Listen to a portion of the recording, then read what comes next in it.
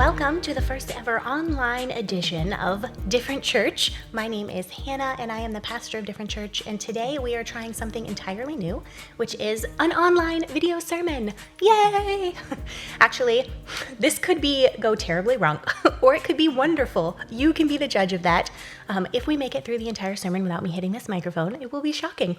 But I am going to do my best to communicate with you, and I invite you also to join the conversation down in the comments below.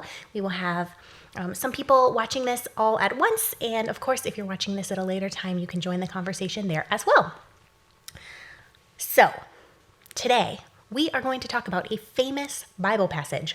Famous. It is Psalm 23, and it's very interesting, actually, that we're talking about Psalm 23 today, because we as a church follow the lectionary. Now, the lectionary, if you aren't aware, is a set of texts that are set for each Sunday of the year for a 3-year time period, usually, way in advance.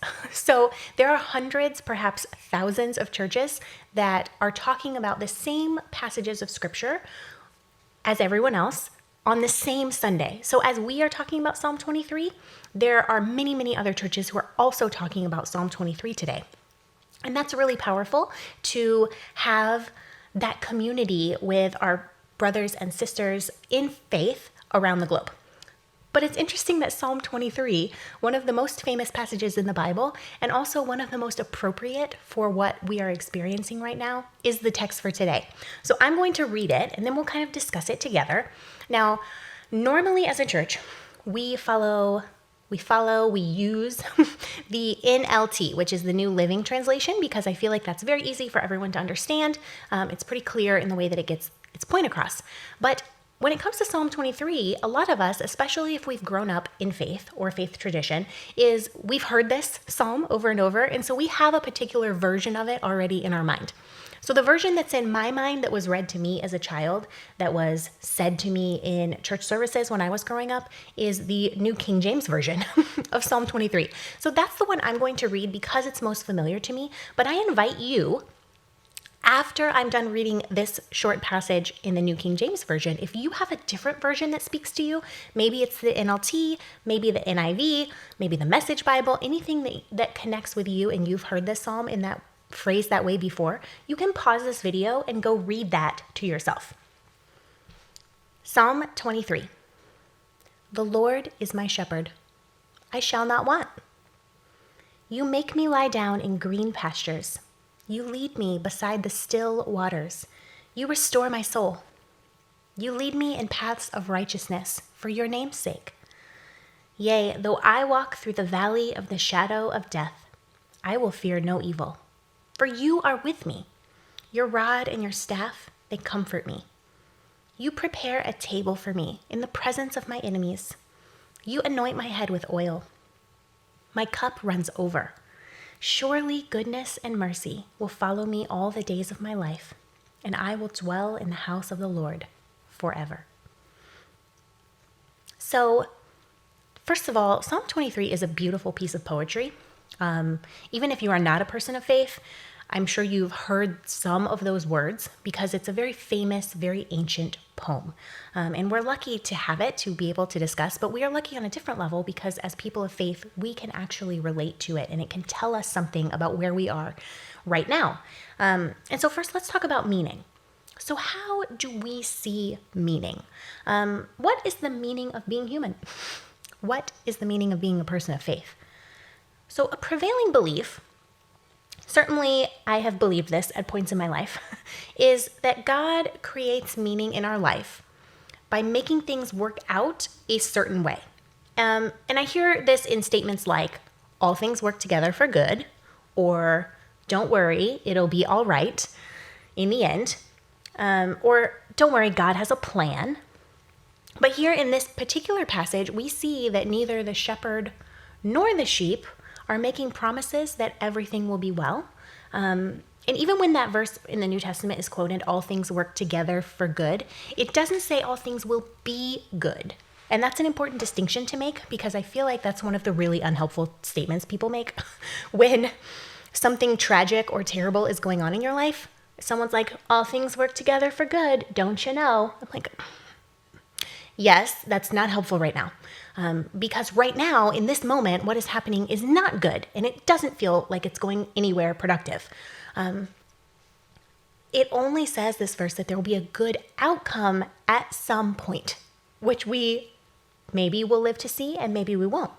And by all will be well, we want everything to be well in our lives. But we generally mean by that, we want the promise of a full life. We want to know that we're not going to have any meaningless suffering, any meaningless pain, and that we know like intellectually that we can't avoid death, but that our lives will live on beyond us. So in this psalm, we actually don't see that. We see this realistic view of life, but also it's still full of hope. And we know that hope, right? And it can happen in these tiny little moments when our favorite song comes on and it gets to that perfect part and you just want to sing it. It can happen when we sit down to an amazing meal, or we see an incredible sunset, or we have just like 1 minute of calm and serenity in our minds, or we have this movie that makes us laugh until we cry. We have all these little moments in our life of pleasure, of focus, of epiphany, that all these little things, they nudge us and they keep telling us, by the way, don't forget, you are alive. And this moment won't last forever, but don't worry about that right now. In this moment, remember that you are alive and that this is why life is worth living. These moments, and you could think of a million examples of these moments. They are our green pastures. They are our still waters. And I will give you a really silly example of this because a lot of places in our country are quarantining or shut down. Where I live in St. Petersburg, Florida, we are all practicing social distancing and a lot of things are closed, but not grocery stores and not drive-thrus and things like that. So I didn't sleep much last night or the night before, and I'm feeling like a little overwhelmed by everything.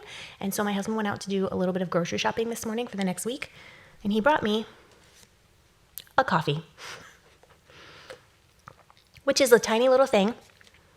And I haven't even drank it yet, barely. I've only had a few sips. So what is this? This is all nervous energy. Anyways, that moment when I took that first sip, I was like, oh, that felt like still waters. That felt like green pastures. And you, I'm sure, have experienced this at some point this week, even in the middle of what everything is going on. You've had this moment where you're like, yes, I've had this still pasture moment. And this is when we're together, hopeful, things feel solid. But these peaceful and hopeful elements, they don't eclipse in this psalm the fact that there are enemies nearby. They don't hide the valley of the shadow of death. We will be afraid sometimes. We will face pain. We will all die at some point. We will all eventually be forgotten. But that's part of life.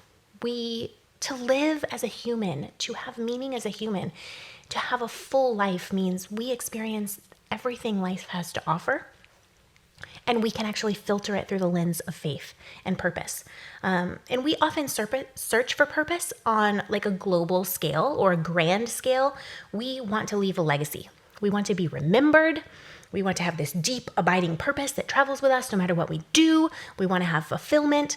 And sometimes we achieve that. Sometimes we feel very purposeful and very sure of what we should be doing. But often, way more often, I would say, meaning happens moment by moment.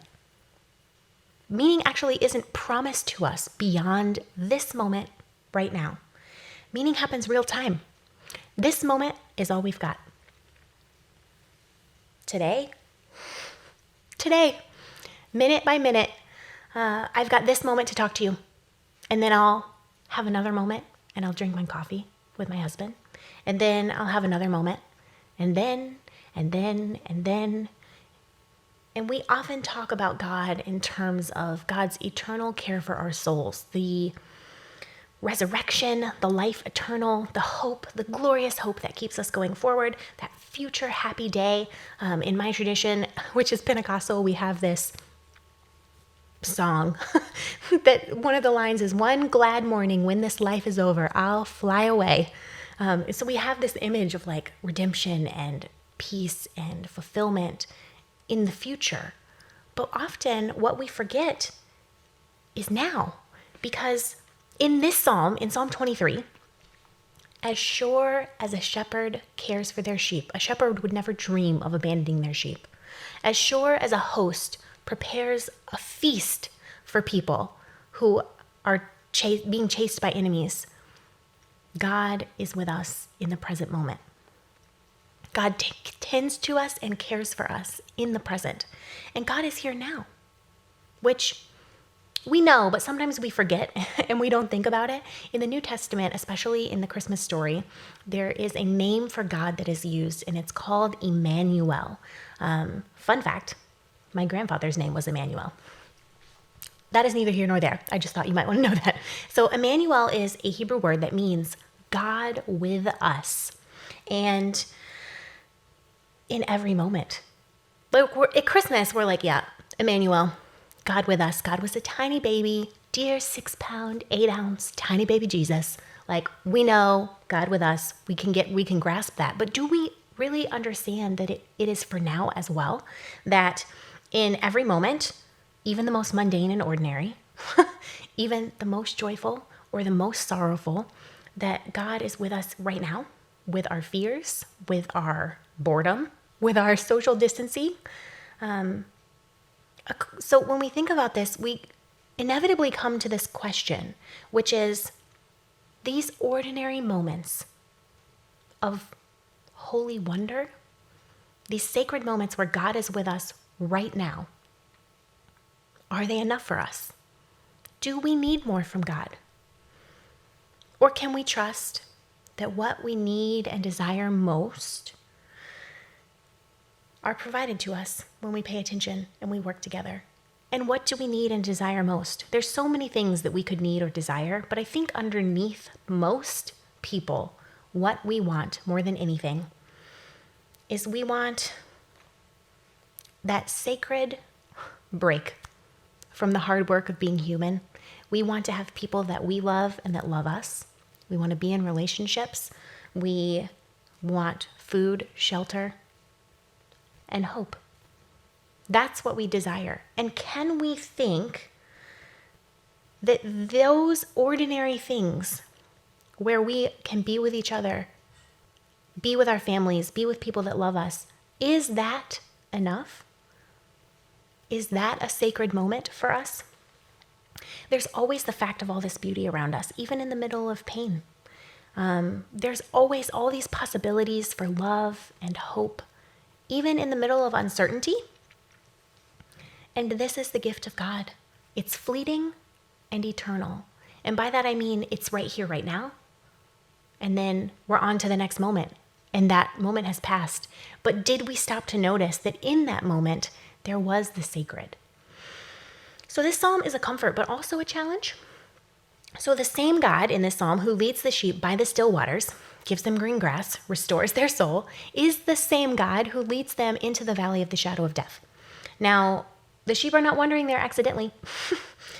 It's an inevitable part of the journey of faith. And I think we all know this deep down. We just try not to dwell on it because it's upsetting to think about that there will be times of pain in our lives.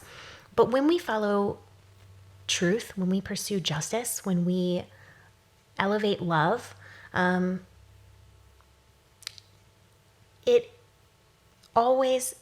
there will be a valley. It's just part of being human. If we're a human that lives on the earth, at some point we are going to encounter a valley. It's not a question of when. It's a question, I said that wrong. Let me start over. It's not a question of if, I should say. It is a question of when. And when we read the Bible, we know this to be true. So the prophets in the Old Testament, the Hebrew scriptures, they knew very deeply of the valleys. Jesus knew the valley. He knew when he was getting close to it. He knew when he told his disciples that it was almost time for him to die. Peter, Paul, all of the disciples knew the valley that they were walking through.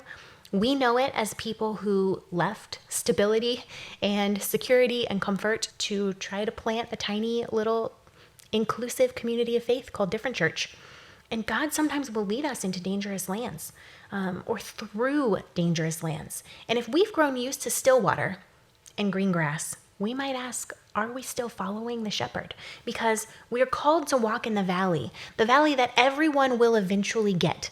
And I don't want you to think that our valley is special. So right now we have this global situation that is occurring all around the world. It's occurring in our hometowns, in our houses even. It's occurring in nations around the world.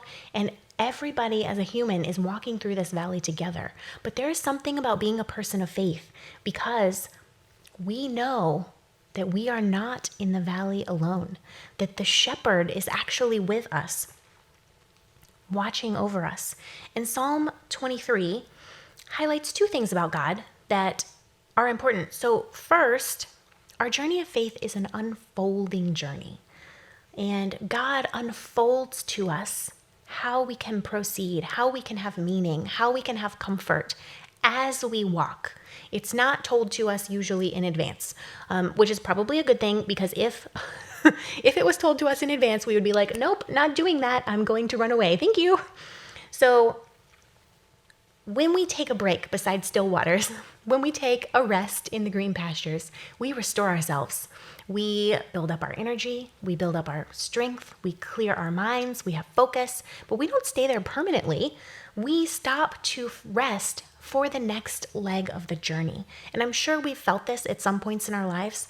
We have periods of rest and calm, followed by periods that are exhausting, like we're hiking 100 miles on a trail with no hope. But then we're going to run into another period of rest where we can be restored for the next leg of the journey.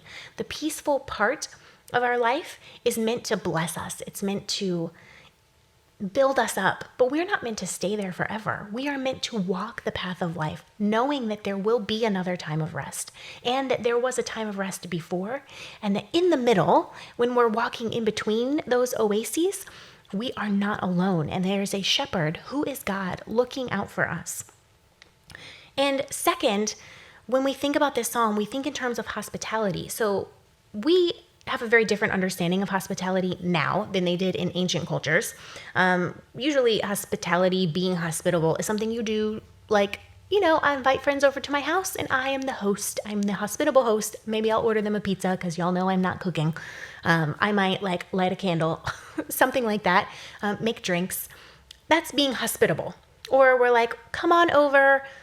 We have a church cafe team that will serve you some coffee on Sunday morning. That's our hospitality team.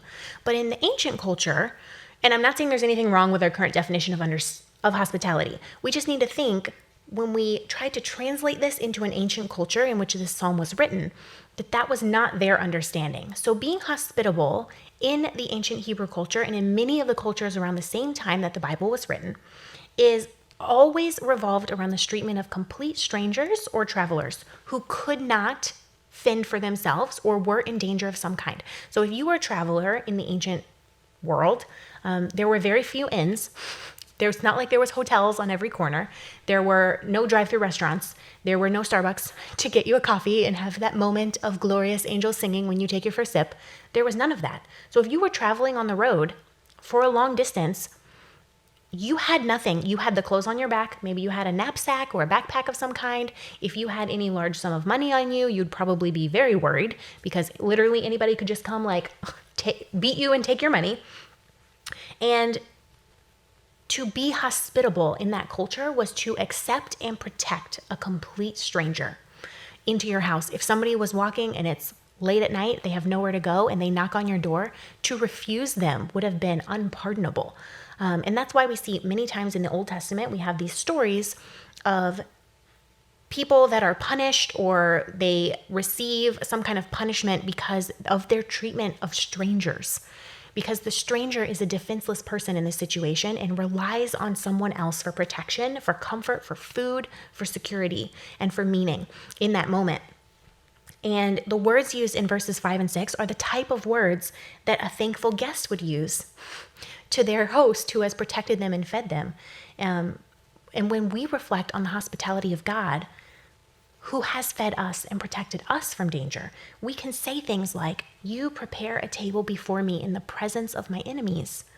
You anoint my head with oil, my cup runs over. Now, that sounds beautiful, but what does it mean? So you prepare a table before me in the presence of my enemies. So perhaps there were people chasing me on the road, and yours was the first house I came to. And I come in and I just say, can I just stay inside your house? And yet, I'm not given a cot in the corner. I'm given a wonderful master bedroom, and there's a feast laid out as though I am a king or a queen, a person of great status. This host is saying, come in and I will give you the best that I have. You anoint my head with oil. That's not like dumping oil on your head, or if you're Pentecostal, like anointing your head like this with oil. It would be used for bathing and grooming, and oil especially was used for all kinds of things, but it was a very special part of a self-care ritual. Not self-care, maybe like self-cleaning would be a better way to say that. And my cup runs over. It doesn't mean you're holding a cup that's like overflowing with water. It means when you get to the bottom of your drink, the host is refilling it. The host is not giving you the cheap wine. The host is bringing out the best that they have for you, a complete stranger.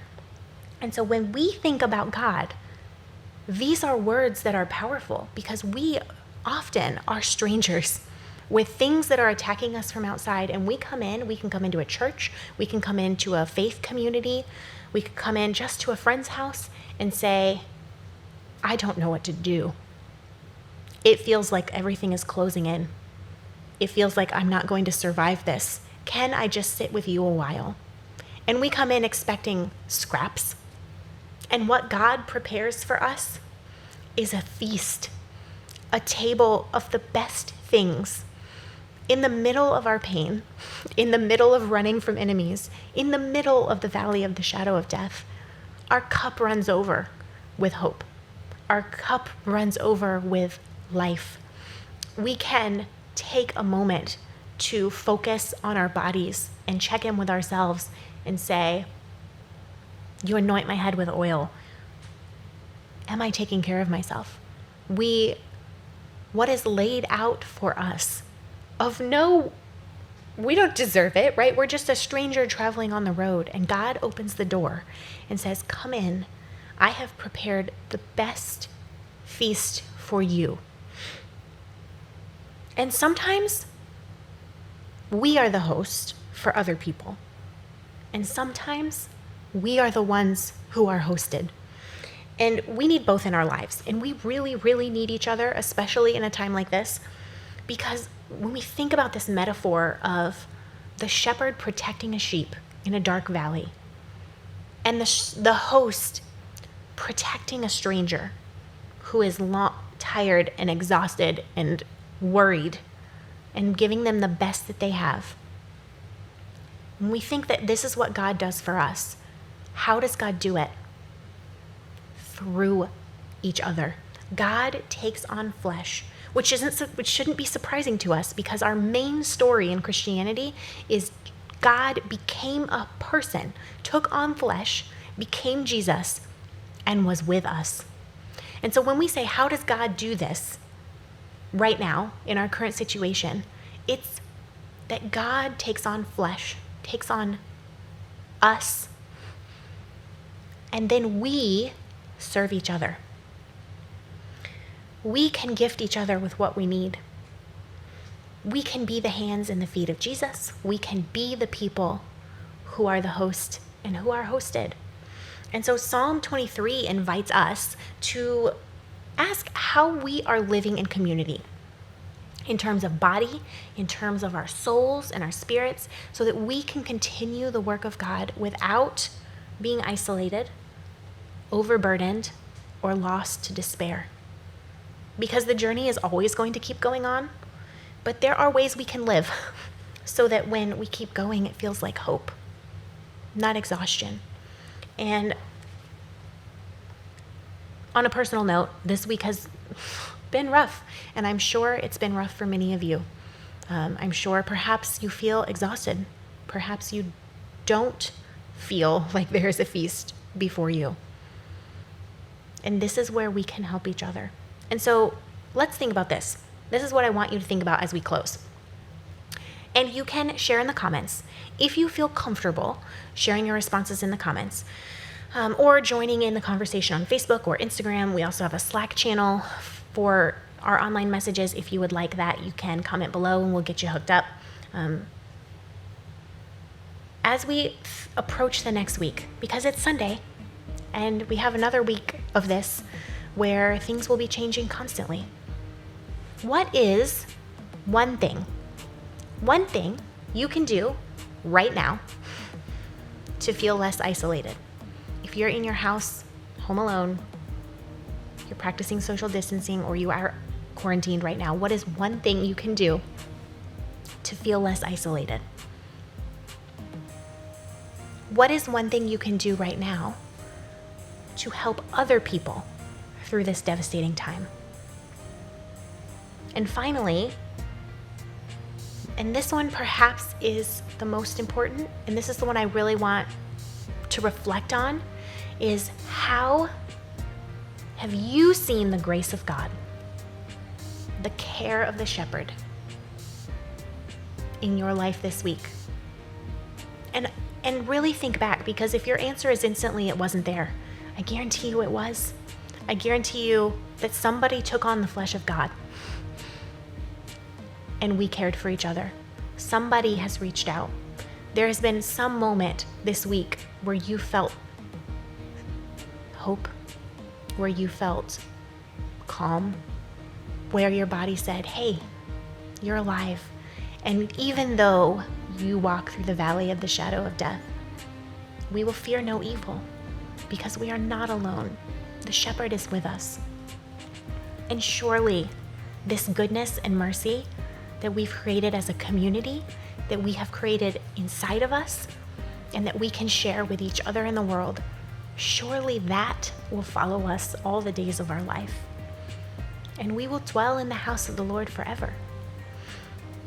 And so I'm going to close with a benediction, which is a blessing and a prayer for us specifically as we go into this next week of uncertainty together.